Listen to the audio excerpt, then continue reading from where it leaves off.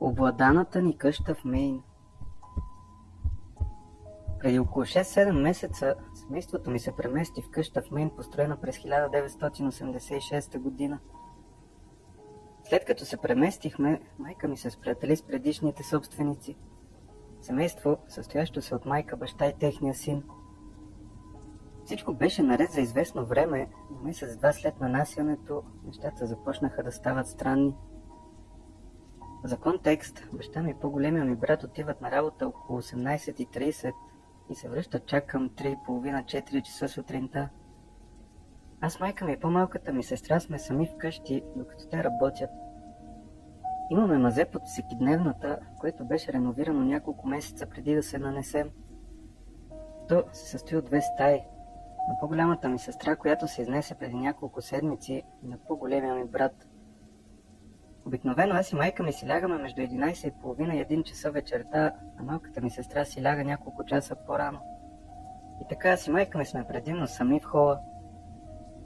Първите ни странни преживявания бяха просто шум от почуквания и малки неща в мазето, като леки стъпки и скърцания. Не мислехме за това, докато не започна да става по-лошо. Един ден бях в стаята си на компютъра, слушалките бяха изключени, майка ми в хола говореше по телефона с приятелите си. Малката ми сестра пък спеше в стаята до мен. Изведнъж чух силен стон, звучащ като глас на момиче в банята точно до стаята ми. Отначало си казах: момиче, защо пъшкаш, защото предположих, че е по-малката ми сестра.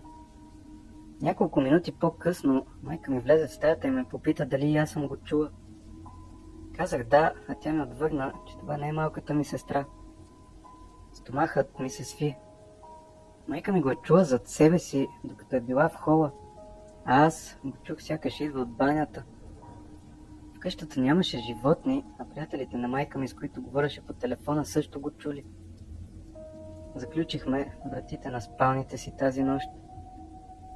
Няколко дни след това, точно преди лягане, аз и майка ми започнахме да чуваме неща като говорене и леки стъпки долу, звучеше като мъжки глас.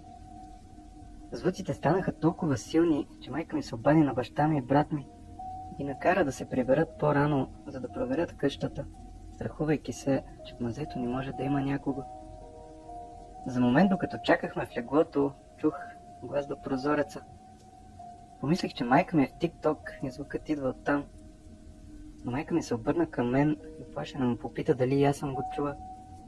Когато баща ми и брат ми се прибраха, не намериха нищо. След това започнах да чувам безпорядък в гардероба си през нощта. Предположих, че е вятърът, макар че вече знаех какво се случва. На следващия ден сутринта майка ми влезе в стаята ми и каза, че е говорила с предишните собственици. Майката ѝ е разказала за сина си. Когато това се случило, синът е бил между 8 и 10 години и неговата стая била моята сегашна стая. Жената казала, че детето не говорило с никого и твърдяла, че вижда момче в килера. Оказва се, че имало младо момче, което е починал в района и е следвал сина и докато не се изнесли. Майка ми каза, че е възможно сега да преследва мен. Един друг път пък бях в кухнята около 2 часа сутринта. Всички спяха, аз се канах да измия чиниите. Преди да започна, чух нещо като детски плач. Веднага се притесних, защото помислих, че е малката ми сестра и допрях ухо до вратата на спалнята й. Но не чух нищо оттам. Върнах се в кухнята и го чух отново, след което спря. Друг път, около месец след предишната случка, говорех по телефона с най-добрата си приятелка. Отново беше вечер и отидох до кухнята да си взема нещо за ядене. Върнах се с чинията си в моята стая и приятелката ми ме попита какво ям. Докато отговарях, тя каза: чакай, спри. Какво беше това? Това ти ли беше? Оказа се, че чула тихо бръмчене, докато съм говорила, аз не чух нищо. Тя каза, че го е чула по същото време, когато говорех, така че не може да съм била аз.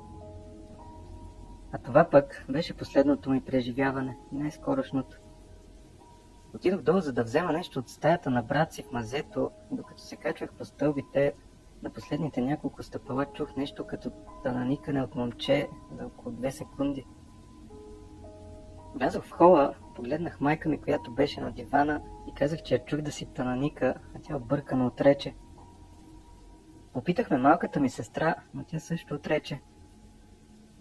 Веднага се обадих на най-добрата си приятелка, за да й кажа какво се е случило, и докато обяснявах, майка ми се беше надвесила над стълбите, викайки. Току-що го чух. Звучеше искрена, едновременно оплашена и шокирана. Тази нощ едва успях да заспя. Няколко седмици след последното преживяване се изнесохме, но тогава не се е случвало нищо в новата ни къща.